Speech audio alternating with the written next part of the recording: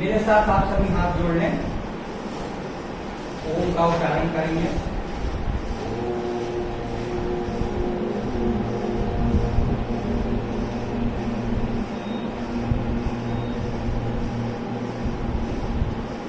हरदेव जोशी राजकीय कन्या महाविद्यालय के रसायन शास्त्र विभाग में हम सभी विज्ञान के विद्यार्थियों के साथ हमारे भारत रत्न अब्दुल कलाम साहब के जन्म दिवस पर विचार विमर्श कर रहे हैं। आप सभी विद्यार्थी किस हालात में आज हैं और जहां पर आप पहुंचना चाहते हैं उसके लिए आपको अब्दुल कलाम साहब से जितनी ज्यादा प्रेरणा मिल सकती है उतनी ज्यादा प्रेरणा दूसरे व्यक्तित्व से नहीं मिल सकती। इस अवसर पर रसायन शास्त्र विभाग के डॉक्टर प्रकाश गिरी गोस्वामी सर, सत्येंद्र पानेरी सर, आदरणीय मैम और प्यारे विद्यार्थी, आप सभी को कलाम साहब के जीवन से जोड़ने का क्यों हम लोग प्रयास कर रहे हैं? क्योंकि इतिहास अपने आप को दोहराता है। आपके घर की माली हालत और आपका पिछड़ा क्षेत्र, इसके साथ संसाधनों का अभाव, इन सभी से कलाम साहब की जिंदगी भी गुजरी, उनकी भी जिंदगी गुजरी। यदि आप अपने जीवन को ऊंचाइयों पर ले जाना चाहते हैं तो आपको उन लोगों के बारे में जानना होगा, सोचना होगा जो लोग ऐसी ही परिस्थितियों से ऊंचाई पर पहुंचे। आज कलाम साहब की और भी ज्यादा आवश्यकता क्यों महसूस हो रही है, उसका कारण बताऊं। सुबह में मैंने कलाम साहब पर लेख लिखा और एक शिक्षक, उनका नाम आदर के साथ लूं, हरि कृष्ण आचार्य जी सर, उन्होंने फोटो भेजा कि मैं रामेश्वरम गया था तो कलाम साहब के घर गया और कलाम साहब के बड़े भाई के परिवार के साथ उन्होंने फोटो खिंचवाया। वो फोटो व्हाट्सएप पर डाली। अब कोई रामेश्वरम जा रहा है तो कलाम साहब के घर जा रहा है, सोचो वो व्यक्तित्व तो कैसा होगा, वो व्यक्तित्व तो कैसा होगा। उनका एक बहुत प्रसिद्ध कथन जो आप सभी को अवश्य जानना चाहिए, एक बार मेरे साथ बोलना। यदि तुम सूरज की तरह चमकना चाहते हो तो सूरज की तरह जलना होगा।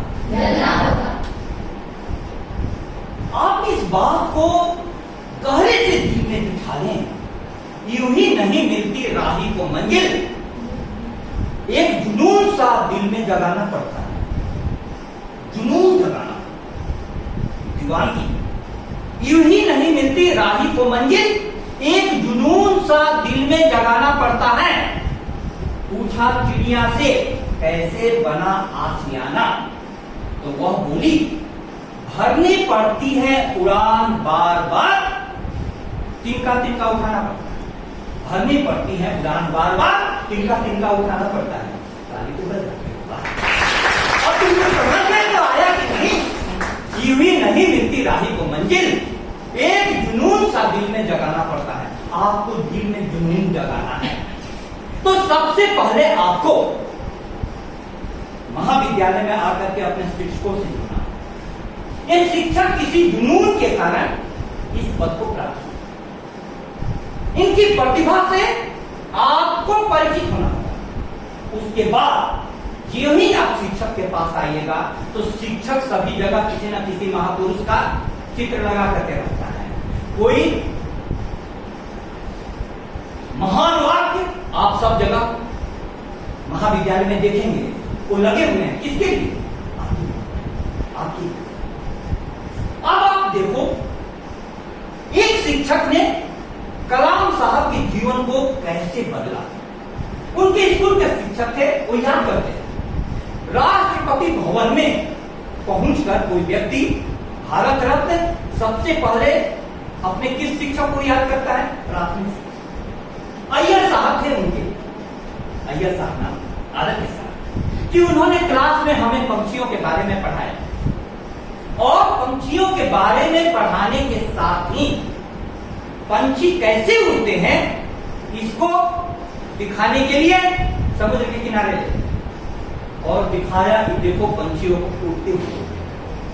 कलाम साहब लिखते हैं अपनी पुस्तक में कि उस समय पक्षियों को उड़ते हुए देखकर हमारे दिल में भी उड़ने की भावना बहुत बलवती हुई। आप जैसा देखेंगे, मैंने फिर से बोला, वैसा ही विचार आपके अंदर जाएंगे और जैसे विचार होंगे आपके वैसा ही आपकी सोच होगी। उन्होंने देखा उड़ते हुए पंछियों को, उनको लगा कि काश मैं भी किसी दिन आकाश में उड़ूं। आपने स्कूलों में कविता पढ़ी होगी, हम पंछी उन्मुक्त गगन के पिंजड़बद्ध हो न गा पाएंगे, कनक तीलियों से टकराकर उनके पंख टूट जाएंगे, हम बहता जल पीने वाले मर जाएंगे भूखे प्यासे, कहीं भली है कटुक निगोरी कनक कटोरी की मैदान। सारी सुविधाएं दे दी जाए लेकिन पंखों को फड़फड़ाने के लिए आवाज नहीं दिया जाए तो तुम्हारा जीवन अधूरा हो जाएगा, किसी का भी जीवन अधूरा हो जाएगा। तो पिंजरे में बंद पक्षी का भी जीवन ऐसा ही होता है। शिक्षक ने जब उनको उड़ते हुए पंछी को दिखाया तो उनके अंदर में जो भाव, जो विचार पैदा हुआ वो उनको ले गया MIT बंगलुरु, वहां के सबसे बेहतरीन इंजीनियरिंग संस्थान। उसके बाद उन्होंने एयरफोर्स के साक्षात्कार के लिए, एयरफोर्स का साक्षात्कार पायलट के लिए, वहां पर साक्षात्कार में जो भी विद्यार्थी थे उसमें उनका 9वां नंबर था। 8 विद्यार्थियों का चयन होना था, कोई बोलते हैं 9 विद्यार्थियों का चयन होना था, उनका 10वां नंबर महत्वपूर्ण है, लेकिन वे एक सीढ़ी से नीचे होने से उससे वंचित हो गए, नहीं हुआ सर ऐसा। अब आप सोचो, दिन रात आप सपने पाल रहे हो कि हम आकाश में प्लेन को उड़ाएंगे और आपके उतने दिनों के सपने भूल भूसरित हो जाएं तो आपके जीवन पर, दिलो दिमाग पर क्या गुजरेगी? निराशा के गर्त में वे डूब गए, निराशा के गर्त में वे डूब गए। निराशा के क्षण आपके भी जीवन में आते हैं कि नहीं? सबके जीवन में आते हैं। अभी हम दिन में जी रहे हैं तो कुछ दिनों के, कुछ समय के बाद रात हो जाएगी, रात हो जाएगी। वो इतनी निराशा में चले गए कि उनको सुसाइड करने की इच्छा जगी। उसी समय स्वामी शिवानंद जी का उनसे मुलाकात हुई। स्वामी शिवानंद जी ने उनको समझाया कि क्या कर रहे हो, नदी के किनारे क्यों इतनी बेचैनी के साथ कर रहे हो, क्या दिक्कत है? उन्होंने कहा कि हमारा जीवन भर का सपना टूट गया, अब जीवन भर का सपना टूट जाए तो अब जीकर क्या करेंगे? बोले कि जीवन के एक सपने के टूट जाने से जीवन समाप्त नहीं होता। आप इस बात को ध्यान रखो, जोर से बोलो, जीवन के एक सपने के टूट जाने से जीवन समाप्त नहीं होता, जीवन समाप्त नहीं होता। पहली असफलता, दूसरी असफलता होता।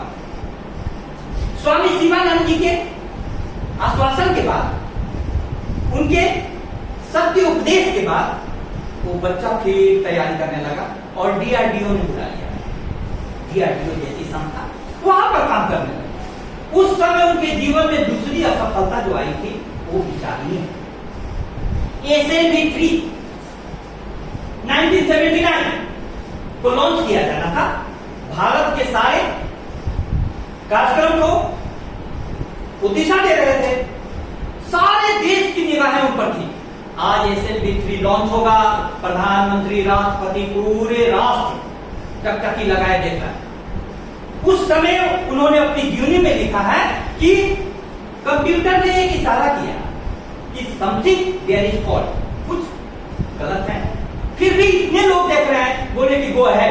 वो प्रोजेक्ट डायरेक्टर थे, बोले कि आगे चलो, शुरू करो, उड़ान भरने दो। उड़ान तो भरा, लेकिन वो SLV-3 कहां गिरा? बंगाल की खाड़ी में जाकर, बंगाल की खाड़ी में जाकर। अब थोड़ा सोचो तुम, पूरे देश के लोग तुम पर निगाहें टिकाए हुए हो और तुम बल्लेबाजी करने के लिए किसी क्रिकेट मैच में गए और पहली बॉल पर तुम्हारा मिडिल स्टंप उखड़ गया, बोल्ड हो गया, कैसा फील होगा? उससे भी कई गुना ज्यादा अब्दुल कलाम साहब को ये हुआ कि पूरे देश की निगाहें हम पर थी और सारा करोड़ों रुपया, करोड़ों आशाएं सब धूल दूसरी थी। अब कितना भयंकर डिप्रेशन में व्यक्ति चला जाता। वो घर में लिखते हैं कि मैं गया और अपने कमरे में सो गया, बिस्तर पर कंबल ओढ़कर। तो उनके मेंटर और उनके सीनियर दो का नाम मिलता है, सतीश धवन जी और ब्रह्म प्रकाश। कांधे पर हाथ रखे, बोले कि क्या हुआ, इतना टूटने की क्या जरूरत है? इतना टूटने की क्या जरूरत है? बांसवाड़ा में तो एक बच्ची का पेपर में आया कि चप्पल खरीदने की जिद की, चप्पल नहीं मिला तो उसने सुसाइड कर दिया। बोले कि गजब जिंदगी का मोल तूने लगाया। छोटी छोटी बातों पर लोग सुसाइड कर लेते हैं। आजकल देखो शिक्षा संस्थान में कितने अवसर, कितने आत्महत्या की घटनाएं बढ़ गई। इतना बड़ा सदमा, करोड़ों रुपया। उस समय उनके प्रोजेक्ट डायरेक्टर, उनके जो सीनियर थे, प्रेस कॉन्फ्रेंस होने लगा, सामने बुलाओ, कौन लोग हैं जो इस प्रकार से बंगाल की खाड़ी में करोड़ों रुपया डुबा दे रहे हैं? वैज्ञानिक तो प्रयोग करता है तो होगा ही, लेकिन पत्रकार समझने के लिए नहीं। और देश भी सफलता को ही, उगते सूरज को ही प्रणाम करता है। उस समय क्या हुआ? उनके जो सीनियर थे सतीश धवन साहब ने माइक संभाल लिया, उनको चुपचाप बैठा रखा, बोले कि सफलता मिली है, सफलता मिली, ऐसी क्या बात है? कलाम साहब बहुत इज्जत के साथ उनका नाम लेते हैं। एक साल के बाद वही SLV-3 का लॉन्चिंग फिर से सफल हो गया। प्यारे विद्यार्थियों, ये दो उदाहरण आपको मैंने क्यों सुना? कोई भी व्यक्ति जो जीवन में महानता की सीढ़ियां चढ़ता है, उसके जीवन में सबसे पहले अंधेरे के पल आते। लेकिन देखो आजकल जो सुसाइड हो रहा है, आजकल जो औसत में इतने विद्यार्थी जा रहे हैं कोटा कोचिंग इंस्टीट्यूट में, एक साल में 30 विद्यार्थी मर जा रहे हैं। IIT के टॉपर लोग, अभी तो 2 सुसाइड हो गया हरियाणा में। IPS अधिकारी जिसकी पत्नी IAS है, उसने सुसाइड कर लिया। क्यों इतना सुसाइड कर लिया? क्यों इतना टेंशन में हमारी युवा पीढ़ी है? ये सोचने का समय है। ये लोग क्या करते थे? कलाम साहब स्वयं बोलते हैं कि उनको उनके पिताजी के साथी थे एक हिंदू पंडित, दोनों रूहानी चर्चाएं करते थे। रूहानी चर्चा माने आत्मा की, परमात्मा की। मस्जिद में हमेशा जाते थे, मंदिर में भी जाते थे। सारे लोग ऐसे, यानी दिव्य शक्तियों से जो दिखाई नहीं दे रहे हैं, उनसे जुड़े हुए। ऐसे लोगों से जुड़े हुए होने के कारण कोई ना कोई स्वामी शिवानंद आपके पास आ जाते हैं और कोई सतीश धवन जी, ब्रह्म प्रकाश जी जैसे लोगों का सानिध्य मिल जाता है। आपके जीवन में जब भी अंधेरे क्षण आए तो किसके पास जाना चाहिए? ऐसी आत्माओं के पास जो हमको ऊंचाई पर ले। गलती क्या होती है? बच्चे पहुंच जाते हैं ऐसी आत्माओं के पास जो बोलते हैं कि अरे तू फेल हो गई, अब तेरी जिंदगी का क्या फायदा, किसको मुंह दिखाएगी? वो बच्चा और भी डिप्रेशन में चला जाता है। हम लोगों के किसके जीवन में नहीं आया? प्रकाश सर अपनी सुना रहे थे, इतने पैसे नहीं कोचिंग के लिए, तब पर भी जा करके एक जगह पर स्ट्रगल किए और बाद में साधन जुटा करके कि उन्होंने सफलता प्राप्त। आपको यहाँ शिक्षक मिले हुए हैं, कोचिंग में हीरो थे, इतना अच्छा पढ़ाते थे, और यहाँ पर क्लास में बच्चे ढूंढने पड़ रहे हैं। कारण क्या है? तो एक संदेश उनके पूरे जीवन को पढ़ने से मिलता है। 2 असफलताएं मैंने सुनाई कि असफलताओं के समय में तुम सरेंडर मत करो और साथ में मत जाओ, आत्महत्या तो एकदम मत करो। क्यों? बहुत प्यारा शेर है, सुनिएगा। न फिक्रे गुर्बत है, न अंदेशाए तन्हाई है, जिंदगी इतने हवादिशों से गुजर आई है, जिस हाल में लोग मरने की दुआ करते हैं, उस हाल में मैंने जीने की कसम खाई है, उस हाल में मैंने जीने की कसम खाई। जहां पर लगे कि मरना है, वहीं पर कसम खाओ जीना है। क्यों? रात अंधेरी है, गुजर जाएगी। जब भी जीवन में अंधेरी रात आए तो तुम सोचना कि सुबह होने को है। ट्विंकल, समझ में आ रहा है? हाँ। सुबह होने को है। ये 2 उदाहरण मैंने दिए, आपकी जिंदगी के लिए बहुत जरूरी है। अब एक उदाहरण उनका और बहुत फेमस कोट है जीवन में, a small aim is a crime, छोटा सपना एक अपराध है। बांसवाड़ा के लिए यह विशेष वाक्य है, क्योंकि यहाँ के बच्चों से पूछो क्या बनना चाहते हो, तो वो चाहेंगे कि गांव में ही कोई नौकरी मिल जाए तो ठीक। बड़ा सोचते ही नहीं।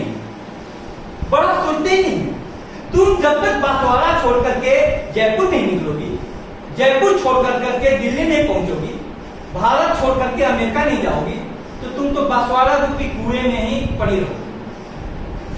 Small aim is a crime, छोटा लक्ष्य एक अपराध है। बड़ा लक्ष्य क्यों नहीं देख पाते हैं? क्योंकि आप लोग अपने टीचरों से नहीं, इन टीचरों से आप मिलिए, इनके जीवन के बारे में जानिए, तो आपको पता चलेगा यूजीसी जेआरएफ भी कुछ चीज होता है। बड़े बड़े कोचिंग इंस्टीट्यूट, बड़े बड़े संस्थान, उनके बारे में जानिए। यहाँ के विद्यार्थी तो ठीक से रीडिंग में नहीं दे पा रहे हैं, ये तो बहुत चिंता की बात है। पढ़ नहीं पा रहे हैं तो रीडिंग तो दो। तुम प्रत्येक दिन किताबों को खरीद कर पढ़ो तो टीचर जो पढ़ा रहा है, तो बड़े सपने जगाने पड़ते हैं। इलाके से एक भी व्यक्ति ऊंचाइयां चुन जाता है तो पर्याप्त प्रमाण है कि दूसरी सारी आत्माएं ऊंचाई चुन लेती। मेरे प्यारे विद्यार्थियों, आपसे कहना है, छात्राएं की स्थितियां बहुत प्रतिकूल हैं। बच्चियों के साथ समाज में भेदभाव होता है, घर में होता है, लेकिन उसके बावजूद भी बच्चियों ने, लड़कियों ने अपनी पीड़ा को ऊंचाइयां प्राप्त करने का माध्यम बनाया। जितना आप एक बात जानो, एक शब्द है वेदना। वेदना माने दुख, वेदना माने दुख, वेदना माने दुख। वेदना जिस धातु से बना है उसी धातु से वेद बना है। वेद माने ज्ञान। तुमको जितनी पीड़ा होगी, जितनी वेदना से होगी, उतना ही ज्ञान होगा। कलाम साहब वो लिखते हैं, किसी ने पूछा उनसे इंटरव्यू में कि आपने शादी क्यों नहीं की, तो अन्य आदमी रहता तो फिलोसफी बताता कि मेरे को तो संसार से, माया मोह से दूर रहना है। उन्होंने इतना प्यारा जवाब दिया कि मैं तो देखते रह गया उनका चेहरा। उन्होंने कहा कि लड़की वाले का घर से भी खत आया था, मेरी परीक्षा थी, मैंने सोचा कि खत खोलूंगा तो मेरा ध्यान भटक जाएगा, अभी पहले परीक्षा दे। उन्होंने पढ़ना शुरू किया, परीक्षा में उलझ गए। 6 महीने के बाद खत खोला तो लिखा हुआ था कि लड़की वाले तुमको देखने के लिए इस दिन आ रहे हैं, तुम जल्दी से आ जाओ। वो भूल गए। 6 महीने के बाद उन्होंने खत देखा, काश बांसवाड़ा का लड़का होता, क्या करता, परीक्षा छोड़ता और तुरंत घर के लिए रवाना होता। ये पढ़ाई तो बाद में भी होती रहेगी। देखो सोच में कितना अंतर है। मैंने लड़कों का नाम लिया है, तुम लोग नाराज मत होना, लेकिन लड़कियां भी ऐसी कर रही हैं। जाना कहाँ है? ससुराल जाना है। अरे बिना पढ़े लिखे ससुराल जाओगी तो ससुराल को भी नरक बनाओगी। पढ़ लिख करके जाओ। ये 2 उदाहरण कुछ दिया आपको। अभी संसार की हालत जैसी है, उसमें सबसे बड़ा जो प्रश्न भारत महसूस कर रहा है, अभी हमारे मौलिक अधिकारों में से सबसे प्रमुख अधिकार है मौलिक अधिकार, अधिकार नहीं, मौलिक कर्तव्य। पढ़ना, मौलिक कर्तव्यों में से सबसे प्रमुख मौलिक कर्तव्य है वैज्ञानिक चेतना का विकास। आज वैज्ञानिक चेतना का इतना अभाव हो गया है और धर्म के नाम पर इतनी अधार्मिकता फैल रही है, तुम देखना क्या हो रहा है। देखो उसका उदाहरण तो तुमको पता चलेगा। कोई भी पर्व का दिन होता है, त्योहार, पुलिस वाले की जाब्ता बढ़ा दिया जाता है, चप्पे चप्पे पर पुलिस।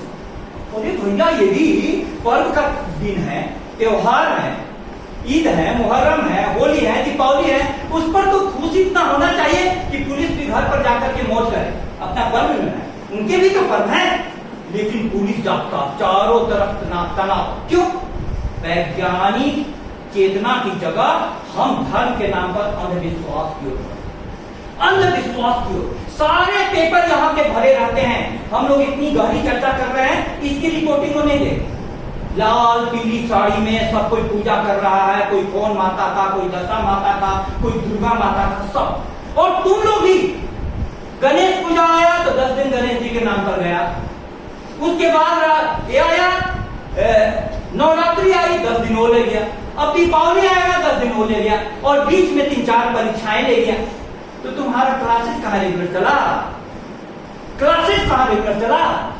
अब ऐसे कलाम साहब को याद करो। कलाम साहब की एक हाथ में कुरान तो दूसरे हाथ में गीता है। देखो कैसे व्यक्तित्व, कैसे व्यक्तित्व। धर्म हमारे पार जाना, हमारे धर्म के पार जाना भी सिखाता है। हिंदू होकर के हम हिंदू रास्ते से ही परमात्मा को प्राप्त करेंगे, लेकिन रामकृष्ण परमहंस स्वामी विवेकानंद के गुरु ने इस्लाम के रास्ते से भी परमात्मा को प्राप्त किया, सखी संप्रदाय के रास्ते से भी परमात्मा को प्राप्त किया, अनेक रास्तों से उन्होंने परमात्मा को प्राप्त कर लिया। तब कलाम साहब का याद आता है संदेश, नफरत जो सिखाए वो धर्म तेरा नहीं है, इंसान को जो रोदे वो कर्म तेरा नहीं है, कुरान न हो जिसमें वो मंदिर नहीं तेरा, गीता न हो जिसमें वो हरम तेरा नहीं। सब होना चाहिए, सारे धर्मों का अध्ययन करो। विज्ञान क्या सिखाता है? विज्ञान में किसी वैज्ञानिक के बारे में कभी तुम सोचती हो ये हिंदू है कि मुसलमान, सिख है कि ईसाई? सोचते ही नहीं। वैज्ञानिक इसी प्रकार से धार्मिक भी ऐसा होना चाहिए। यदि विज्ञान सबका हो सकता है, विज्ञान के आविष्कार सभी के लिए, हिंदू मुस्लिम सिख ईसाई के लिए है, तो धर्म सभी का क्यों नहीं हो सकता? स्वामी विवेकानंद ने एक बात कही थी, India needs Hindu mind and Islamic body. उसका सबसे अच्छा उदाहरण कोई हमको दिखाई देता है, कलाम साहब। कलाम साहब हिंदू माइंड माने क्या हुआ? हिंदू का विराट चिंतन, कितना विराट चिंतन है, सर्वम खलिदम ब्रह्मा, सब कुछ ब्रह्म है, ईसावा अस्यमिदं सर्वम, सब जगह ईश्वर है, सब में तेरा रूप समाया, कौन है अपना कौन कराया, सब जगह ईश्वर है। आप में भी वही ईश्वर, हम में भी वही ईश्वर। हम आपसे नफरत कैसे कर सकते हैं? कर सकते हैं नफरत? एकदम नहीं कर सकते हैं, एकदम नहीं कर सकते हैं। तो इस प्रकार की चिंतना वाला व्यक्ति, तो अभी भारत को कलाम साहब से एक सबक लेना है, इस महाविद्यालय से ये संदेश जाना चाहिए। एक बहुत प्यारी कविता के साथ मैं अपनी बात समाप्त करूंगा। किसी कवि की बातें इतनी अंदर तक पहुंच जाती हैं। उन्होंने लिखा, इस तरह हिंदुस्ता को अमन का पैगाम दो, हिंदुओं को दो खुदा और मुस्लिमों को राम, दोनों को पढ़ो। हिंदू लोग खुदा के बारे में जाने और मुसलमान लोग राम के बारे में। अंत में लड़ाई कहां है? राम में और मोहम्मद में लड़ाई है? नहीं, लड़ाई है हिंदू मुसलमान। इस तरह हिंदुस्ता को अमन का पैगाम दो, हिंदुओं को दो खुदा और मुस्लिमों को राम दो। कामयाबी के लिए अगर हो सके इंसान की, आरजू को हौसला दो, हौसले को काम दो। हम लोग क्या कर रहे हैं? आपकी आरजू को हौसला दे, और हौसला जग गया तो काम मिलना चाहिए। आपको पढ़ने की इच्छा जग गई, टीचर मिलना चाहिए। लेकिन भारत में, राजस्थान में 85,000 विद्यालय जर्जर अवस्था, उसके नीचे बच्चे दब करके मर जा रहे हैं। शिक्षक नहीं है, संसाधनों की कमी है, इसमें आपको पढ़ना है। कामयाबी के लिए अगर हो सके इंसान की आरज़ू को, हौसले को काम दो। एक नया सूरज उगाओ आज अपने देश में, मेहनतों को दो सवेरा और थकन को शाम। जो मेहनत कर रहे हैं उनको रोजगार चाहिए। आज हिंदुस्तान का युवा सब जगह जेन जी के आंदोलन से सत्ताएं मिल गई है, उनको चाहिए रोजगार। मेहनतों को दो सवेरा, सुबह सुबह उठते हैं मेहनत करते हैं कि नहीं, और थकन को शाम दो। बुढ़ापा आ गया उनको भी चाहिए आराम, दोनों चाहिए। एक नया सूरज उगाओ आज अपने देश में, मेहनतों को दो सवेरा और थकन को शाम दो। जिंदगी खुद आदमी की आरज़ू करने लगे, इस तरीके से सदा हर काम को अंजाम दो। इस जगत को स्वर्ग बनाते हैं अब्दुल कलाम से जैसे लोग। अब्दुल कलाम की सारी फिलॉसफी आपके मस्तिष्क में एक छोटी सी कहानी के माध्यम से मैं रख करके जा रहा हूं। एक छोटी सी कहानी सुन लो। अब्दुल कलाम साहब जैसा व्यक्ति उस स्थिति में कैसे करेगा। एक राजा ने अपने बहुत ही वैज्ञानिक मंत्री को चार मीनार पर कैद करने की सजा दी। उसके परिवार के लोग रोने लगे, अरे मीनार पर कैद रहेगा, हम लोग मिल नहीं पाएंगे, हम लोग का तो जीवन मुश्किल हो गया। उसने कहा रो मत, हमारे पास उपाय है। मीनार कितना भी ऊंची है, तुम लोग रो मत, मैं उपाय बताऊंगा। ऐसा ही वैज्ञानिक कैसे सोचता है। उसने कहा कि तुम लोग ऐसा करना अपनी पत्नी से, एक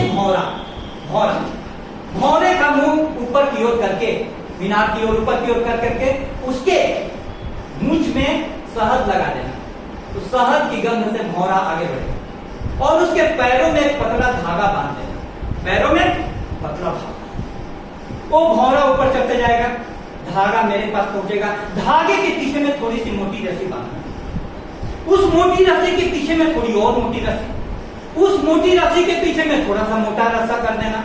हमारे पास एक सूत्र पहुंच जाना चाहिए। रस्सा पहुंचते ही रात में ही आज मैं तुमको घर पर।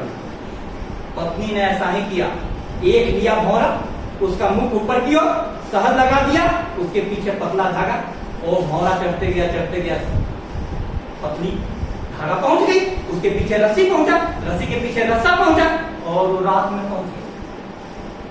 एक बार ताली तो बजा दो। अब आपको मैंने वो पतली रस्सी कलाम साहब मिलती है। बेटा मैं कहना ये चाहता हूं, अब्दुल का अर्थ होता है सेवक। अब्दुल का मतलब जो से बोलो, अब्दुल का मतलब सेवक। कलाम का अर्थ होता है वचन। इस सेवक ने अपने वचनों से, अपनी जिंदगी से जैसी सेवा की है, आज के लोगों को सोचना चाहिए। आज धर्म के नाम पर अंधविश्वास बढ़ रहा है, और राजनीति सेवा के नाम पर उस अंधविश्वास की आग में घी डाल रही है। हम लोगों को काफी चिंता होती है कि हमारी युवा पीढ़ी कहां जा रही है। यदि कॉलेज में विद्यार्थी नहीं आ रहे हैं तो कहां जा रहे हैं। हम शिक्षक काफी चिंतित हैं। हम लोग सुनते हैं अब्दुल कलाम साहब के जीवन के संदेश तुम्हारे इस जीवन दशा में और दिशा में परिवर्तन करेंगे। इस सुंदर आयोजन के लिए आप लोगों ने, यदि कोई प्रश्न हो तो पूछो। एक प्रश्न किसी के पास है? मैम हमने इतनी देर कहा, कोई प्रश्न है? नहीं तो सभा की समाप्ति हो। किसी के भी पास प्रश्न नहीं? प्यारे विद्यार्थियों, प्रश्न जरूर होना चाहिए, जरूर होना चाहिए। ये विद्यार्थी होने का सबूत है। हमारी संस्कृति में एक प्रश्नोपनिषद है। विद्यार्थी प्रश्न पूछता है। आप लोगों ने स्कूलों में कविता पढ़ी होगी, बच्चा पूछ रहा है माँ से, माँ फिर क्या होगा उसके बाद? उत्सुक होकर शिशु ने पूछा, माँ फिर क्या होगा उसके बाद? तो माँ बोलती है, ज्यादा क्या होगा उसके बाद? माँ बोलती है, रवि से उज्ज्वल, शशि से सुंदर, नौ पिछले दर से कोमल तक वधु तुम्हारी घर आएगी उस विवाह उत्सव के बाद। पूरी की शादी हो, शादी के नाम पर तो लड़का मुस्कुरा दिया। हाँ, क्षण भर पर स्मृति की रेखा खेल गई, फिर माँ ने देखा सहज कौतूहल से, फिर शिशु ने पूछा माँ फिर उसके बाद? बोला कि तो शादी हो गई, आगे बता। माँ फिर बोली कि बच्चे आएंगे, फिर नव के नक्षत्र मनोहर स्वर्ग लोक से उतर कर तेरे शिशु बनने को मेरे घर आएंगे उसके बाद। और बच्चा आने की, शादी के नाम पर तो मुस्कुराया, बच्ची के नाम पर तो टेंशन में आ गया। मेरे नए खिलौने लेकर कहीं चले न जाएं वे अपने घर। सहज कौतूहल से फिर से सुने, पूछा माँ फिर उसके बाद। माँ बोली चुप, अब ज्यादा बकर बकर मत कर। इतना बच्चा पूछता है और तुम लोग पूछते ही नहीं हो।